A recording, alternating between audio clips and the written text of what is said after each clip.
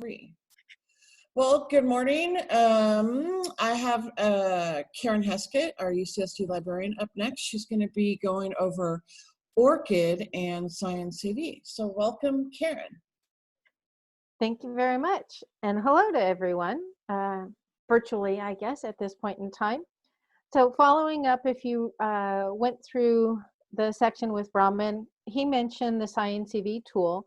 And it's one of the things that can help with the biosketch, allowing you to set up the basics and then copy and use that as needed. But before we get there, I want to walk you through a tool that can make filling out the biosketch a little bit easier and ways to make sure that you always have the right form.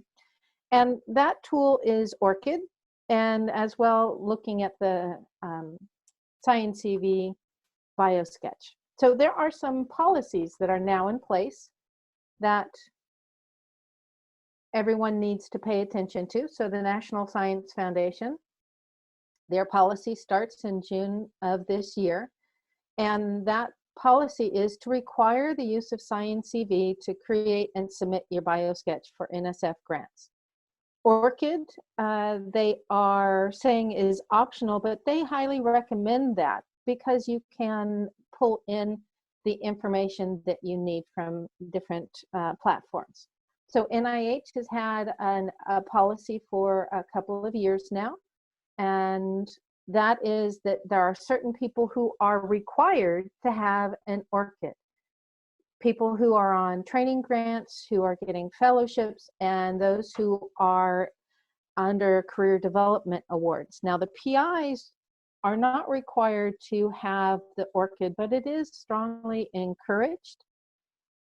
And I imagine that this policy will probably expand over time. So might as well jump on now, hopefully.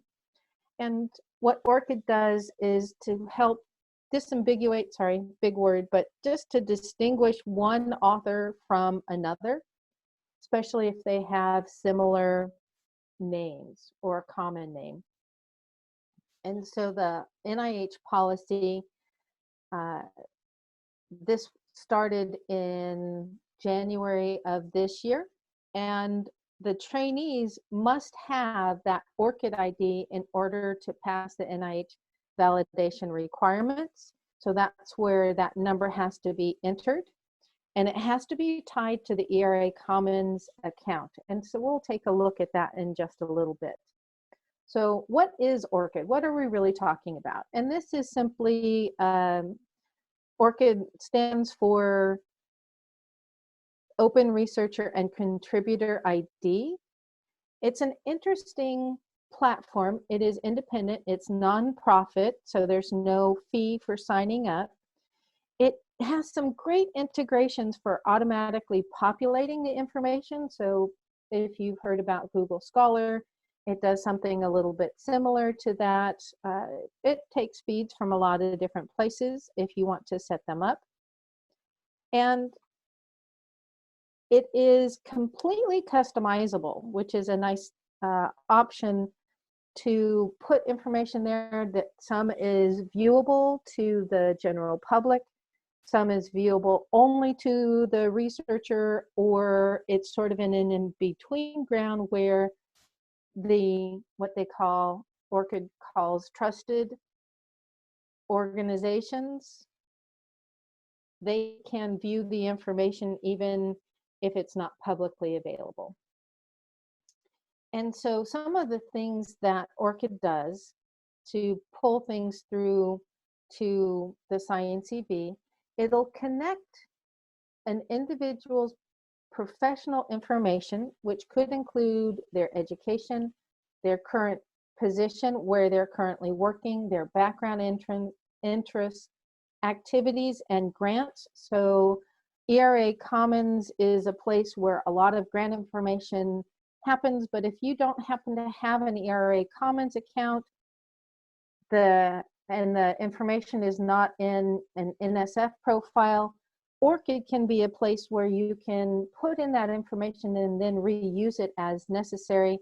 And then it's also a place to put a person's publications. And these could be journal articles, they could be poster presentations, conference activities, a lot of different things are there, and as I said, it's fully customizable so that this information can be pulled through to other platforms.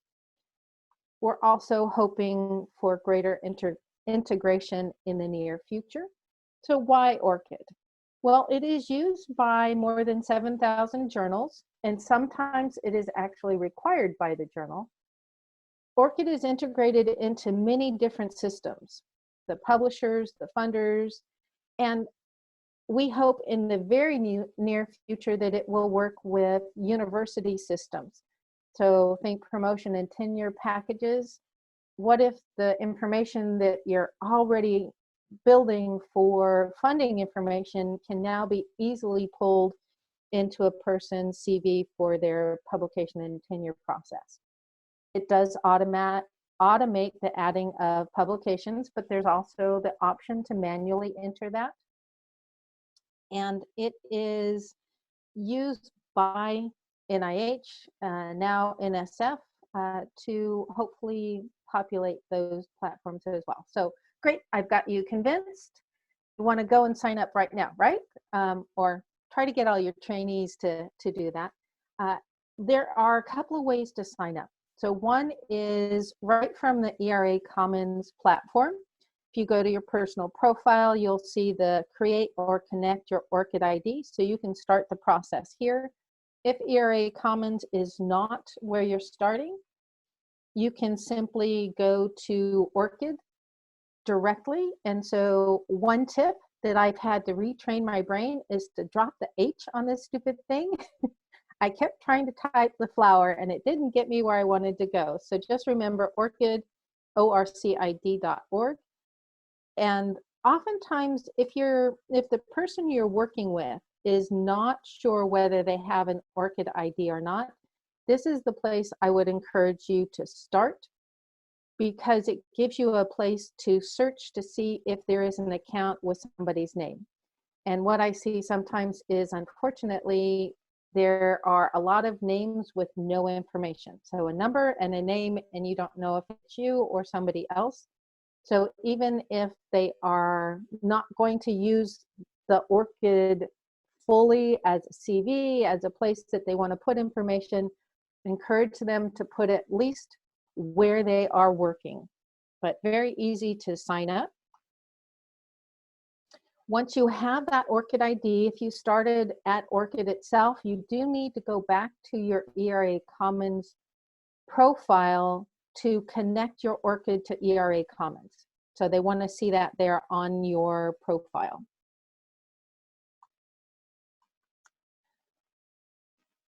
When you are starting to make that connection, so from ERA Commons, a box will pop up and it's basically trying to go out and connect the two systems together. And this is the box where you authorize that or deny it. Hopefully at this point you're ready to authorize that, and it will automatically put in that ORCID ID now in that profile. So you won't see the create or connect.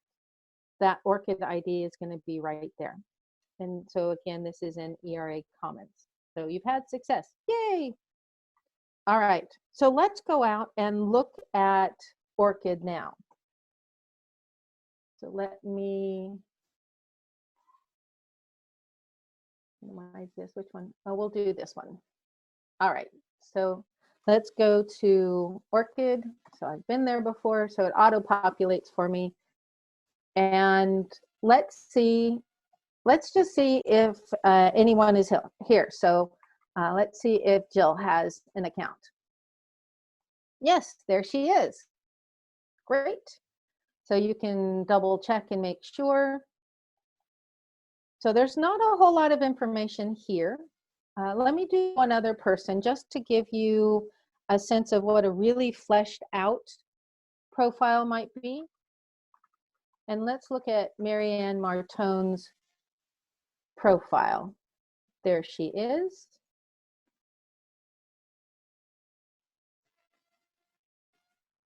And so you get a little bit of her biography. So she's actually using this as an online platform to let people know what she's interested in. And so you see some of the websites that she is involved with, put in some keywords, has her email, and that's something that we'll talk about a little bit as to which one to use. Here's her employment, education, funding. Now this is one section that I think can be very, very helpful because it can pull into the SciENcv information. My goodness, she's been busy. And then all the publications. And you see here preferred source, and that is coming from something called Crossref. And we'll talk a little bit about that in just a little bit. Here's one where she entered it all by herself, so manual enter. She connected with a platform called Faculty of 1000 and pulled in some information, so you get an idea of where this is coming from. So she even is connected to Europe PMC. All right, so let's get practical and show you sign in. You saw a screenshot of it earlier. And this is the sign in information. Very simple. They put in whatever details they need to. So first name, last name, the primary email. This could be their work email. They could do what we encourage, or my scholarly communications librarian colleague encourages, is use a personal email and add an additional email of their work email. And that's simply because if your trainees move on to a different institution, their email address may change and they may lose their @UCSD email. It's very hard to reset the password at that point in time because they no longer have access to that email. So the primary email should be their personal email that's not going to change over time. Create a password. And so by default, you can set these settings. So everyone can see everything. Trusted parties is your mid-ground so that those things that you have connected to can see the information, but not everyone can. Or do you want to leave it only private so that it's only me? Each item in ORCID can have this setting adjusted. So they can choose which one they want to do. And then you just prove that you're a human, not a robot, finish up with these clicks, and there's your registration. So let me go back and sign in. So I have not changed my email to my personal one. I still am using my UCSD one. Planning to stay here for a while, but I think eventually I will change that.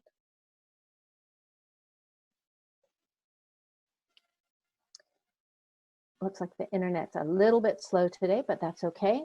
So again, not quite as filled out as Marianne Martone's is. You do have all of these options, which, like, we didn't see country on hers, also known as on hers. That's because with nothing there, there's nothing to see, so they just skip it. I have some education information, some memberships. I put in this test. We're gonna play with this in a little bit. And then some of my works. And you can see here the little green icons, and that says everyone can see it. And then I have a couple of different things, some things from Crossref, some things from Scopus, some things that I typed in. This researcher ID is something that comes from Web of Science. And you can take a look at some of these. And so you can see here, some of these have 2 options, some of these have 3. So let me click on number 3. And you can see here different ones. So one comes from a platform I'm using called Science Open. One comes from Web of Science. And actually, I typed this one in as well. And you can make any one of these your preferred one. So if I change it to this one, it has, I think I like the Science Open one. It had a little bit, it had the PMID number, and Web of Science didn't have that. So that's just an ORCID profile. Very simple. You can print this out and it prints out like a CV, so that could be very, very helpful for some of your trainees to not have to redo that information. All right, so that's ORCID. Let me come back to my slides. I think I have a couple of more here. And so let me say, if you have questions about ORCID, please don't hesitate to contact me. I haven't talked to Jill about where we'll put my email address, but we'll either have it on the website or you can find me at the library. So don't hesitate to ask any ORCID questions that you might have. So a couple of reminders. We've already talked about these, but I did want to kind of cover them one more time. Check to see if an account already exists. And even if that trainee won't use it completely for a CV, for an online platform, enter some of the basic information like their current employment so that they can find themselves again without wondering who this is and who it isn't. If somebody thinks they might have 2 ORCID IDs, I'm not going to tell you how to fix it. I'm going to tell you contact the library and we'll help them figure out how to combine those 2 accounts. ORCID has a way to do that. I think they figured out that they get maybe a few too many of those questions. So I do want to go over these 3 questions. I know I talked about it, which email to use, so we'll just quickly reiterate that. What trusted organizations to include, and isn't a Google Scholar profile enough? So which one to use? As I said earlier, personal account. Those institutional emails may change over time, and if your researchers might be moving around, it's good to have that personal account so they can reset the password. So trusted organizations. This is where the magic kind of happens. So SciENcv talks to ORCID. ORCID can pull in information from, say, a program called Scopus. So a couple of the key ones that I can think of are some of the searching tools. BASE is one. We saw that Crossref mentioned. This is a great place that just collects a variety of different tools if they have DOI. There's a tool called Dimensions, which is really helpful, but in ORCID speak, it's called Dimensions Wizard. Europe PMC, which is very similar to the US PMC. And as I mentioned, Scopus. Now, we don't have that database, but they have author profiles there. And this could be a large corpus of articles that can be pulled in automatically. It's a great tool. And if you have questions about that, do let me know. It's really easy to work with. Funding tools. Sometimes it's easier to pull in this information. So Dimensions Wizard keeps track of this information, most of it anyways, and can pull in, and you can auto-populate that. And of course, we'll talk about connecting ERA Commons and connecting with the NSF. All right, so Google Scholar. Isn't a Google Scholar profile enough? And the answer to that is no. It is a great place for people to have an online platform. In fact, they may like the time cited and the H index, and that might be very helpful for them. So if you're not familiar with those terms, don't worry about it. It's kind of another discussion, but most authors will be familiar with that. The problem with Google Scholar is everything is publicly viewable and it is not customizable, and it does not interact with other systems. You can't connect up any of our university systems to the Google Scholar profile. You can't connect it to SciENcv. It's just sort of out there and everything is publicly viewable, but you don't have that bibliography place. Remember Marianne Martone's ORCID account? It had that nice bibliography section to it. Google Scholar doesn't offer that. So some questions you might have as an administrator: should you get an ORCID 2? And the answer that I think is yes, because it gives you the ability to become a trusted partner for somebody's orchid, which is sort of their word for delegate. And that way you can work with somebody's orchid ID, help them with it without having to know their sign-in information. I know for some people that can be a problem, and some of them are like, no, go ahead, sign into my profile, no problem. And so I sometimes get a question of examples of an orchid profile, and can you point someone to what that online would look like, which is why I did Marianne Mortone's, but we have a few other ones that might be very helpful. And so there's an online guide that you can use to connect with some of the people that we know who have orchids. And you can, they're from a variety of different disciplines, so you can point people to that so they can get a sense of what can orchid look like, what kind of information should I have there. So SciENcv, why should I connect that to ERA Commons? Well, it autofills some great details, your name, your education, and you'll be able to select research support from the ERA Commons list of grants, which is great. Why should you connect SciENcv with Orchid?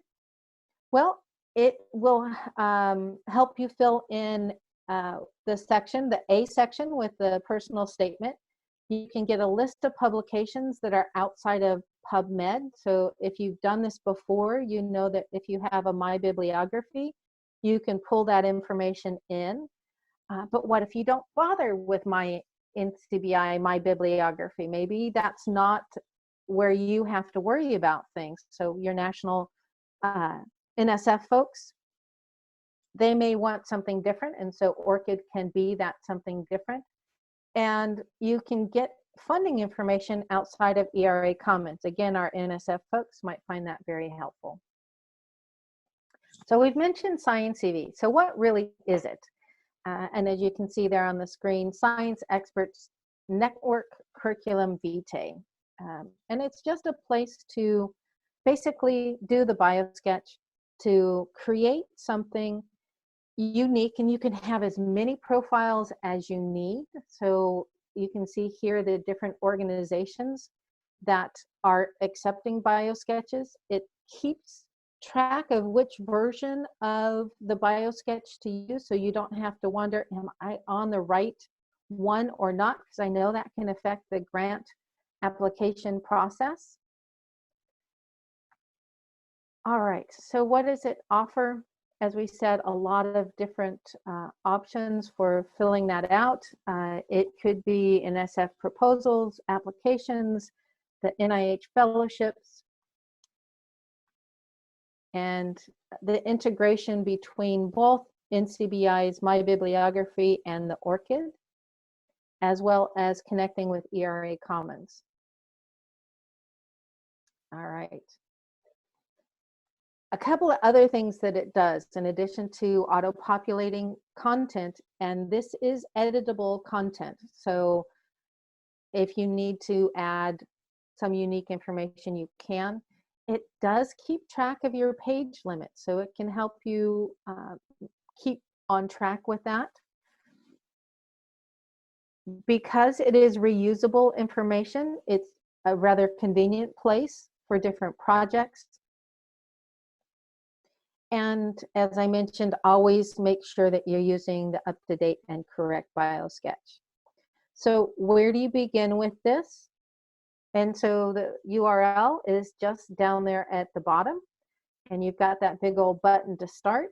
If you are a PubMed user, you'll notice that you can log into NCBI itself. So if you prefer PubMed, you can do that, but PubMed's got that sign in to NCBI up here in the top corner. So you might have some different things that you need to pay attention to as you log in. So we're going to go look at SciENcv, and I'll mention some slides that I'm not going to show you, which are some screenshots of different things.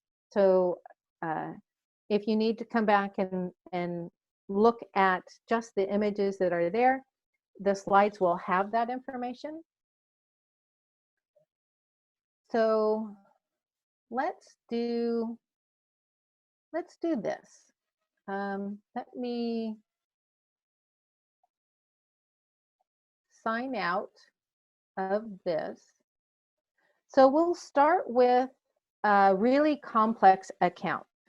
And we'll start with Dr. Stephanie Strafty, so that we can show you kind of what all of the wonderful things happen.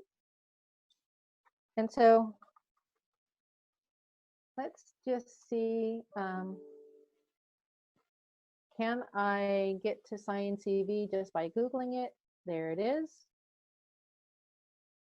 And here's our big Get Start button. Oops. Let me sign out my other person. I'll try that one more time. All right.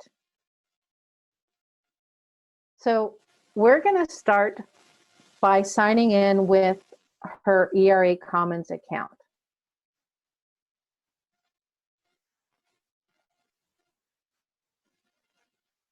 All right.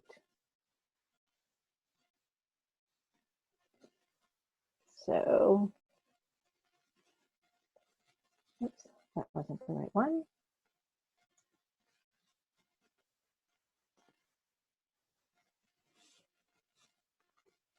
Oh, good. I've got her login information there, and let me get her password.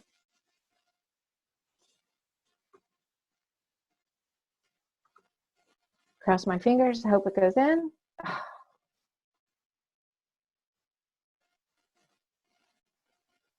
All right. Why did it not work?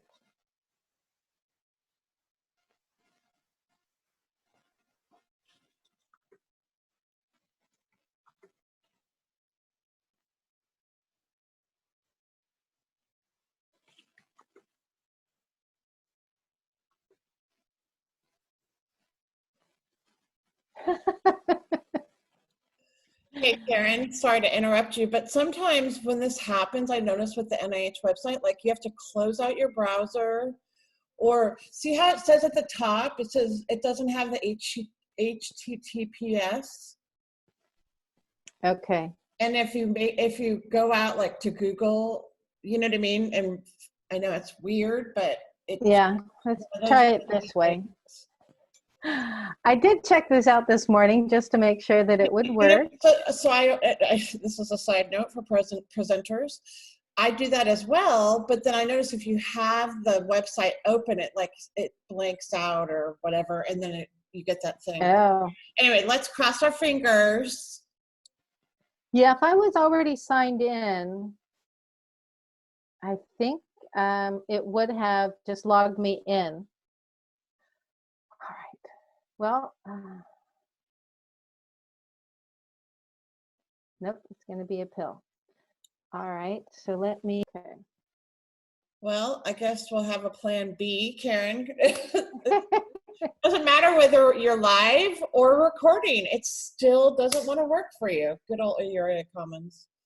Yeah, some things get a little cranky. All right, so I can't show you a really big account, but at least I do have, I can show you the connection to Orchid. And so if you're signing in by Orchid, you don't see it here in the list. So it's like, where is it? So just go in to sign in with another party or third party. And there's my Orchid. So I'm going to log in with that.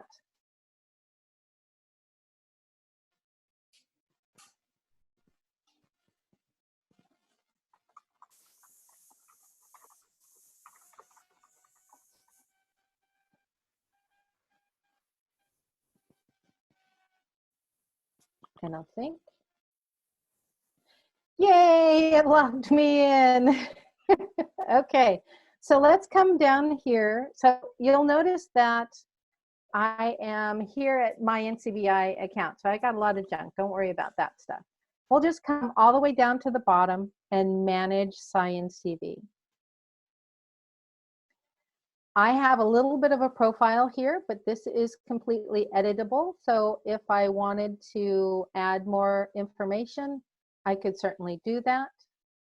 And it's recognizing that my orchid is connected here, which is great. Let's create a new document. And so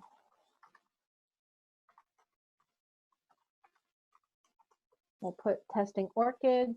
Let's pull up the fellowship biosketch. I don't want to go from an existing document. I could, because I had those two that were on my list before, so that's how I can reuse the information. I can start with a blank document, and if you start that and realize later, oh, I should have connected it to Orchid, you can connect later if you need to. I'm just going to do that automatically. And so what we were going to show you before was you could pick this first option, ERA Commons, and I'm going to connect with Orchid. I'm going to leave this one private, but you could make it public, meaning that there's a URL that you could send to people if you needed to. So we'll go ahead and create that.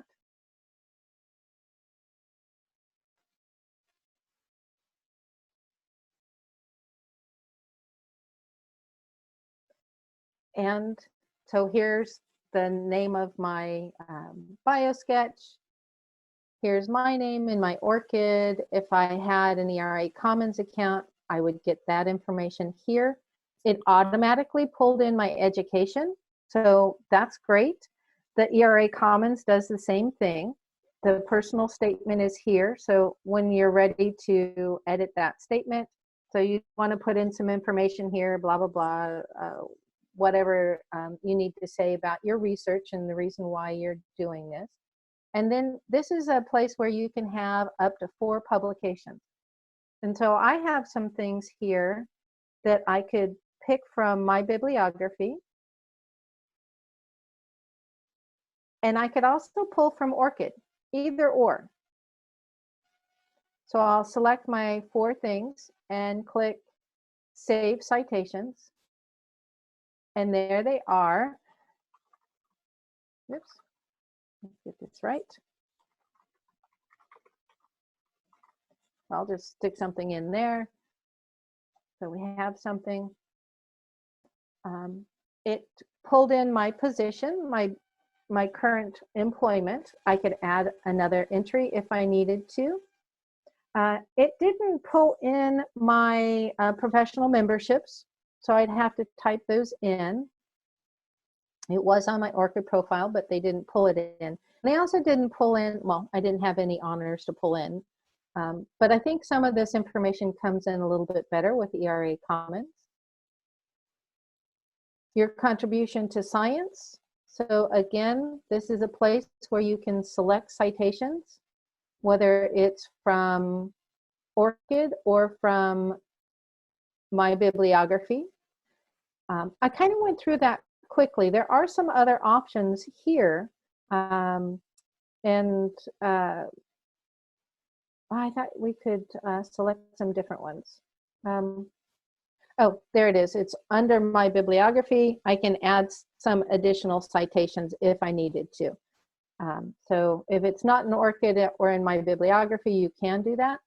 You might want to think about this option. If you do have a my bibliography, you can include this, which is a full list of all of the publicly available items in my bibliography. And this last one is where you get your funding information. And I can add in an award. And so I made a fake one that I'll be able to pull in from Orchid. And so I've got that. And we'll say done. And since I picked the fellowship one, you get a little bit more information here about school and grades, which I know can be important in some of those fellowship bio sketches. So if this is completely filled out, you're ready to grab it as a PDF.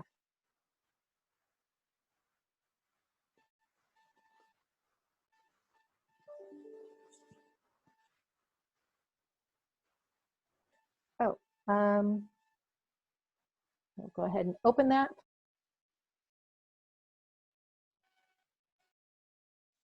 Oops. And let me pull this over here. There we go. So then you get the version up there at the top, and you get all of this information filled out. So that can certainly be a big help in creating that biosketch and then being able to reuse it. All right. You can do the same thing with other tools or with the NSF. Let's see, did I have? I think I had it.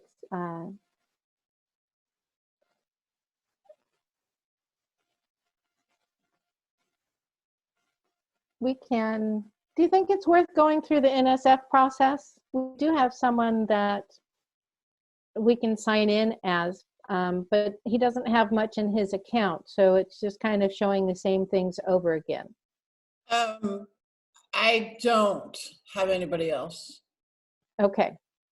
All right. So that is what we wanted to show you with the SciENcv and connecting it to Orchid and what it can do for you. And then I think just as a summation of things, SciENcv has just this nice little graphic. You can link it to my bibliography. You can link it to Orchid. You can have multiple biosketches. It's shareable, it's downloadable, and it just gives you that head start that you might be looking for. All right, I think that's it. Or, oh, it's quiz time. Jill has a quiz for you all. Thanks, Karen. I appreciate it. And I will put your contact information definitely on the website so people can get a hold of you. And I really appreciate the knowledge that the library shares with us. Happy to do it, and good luck on the other parts. Okay, thank you so much. Thanks. Bye.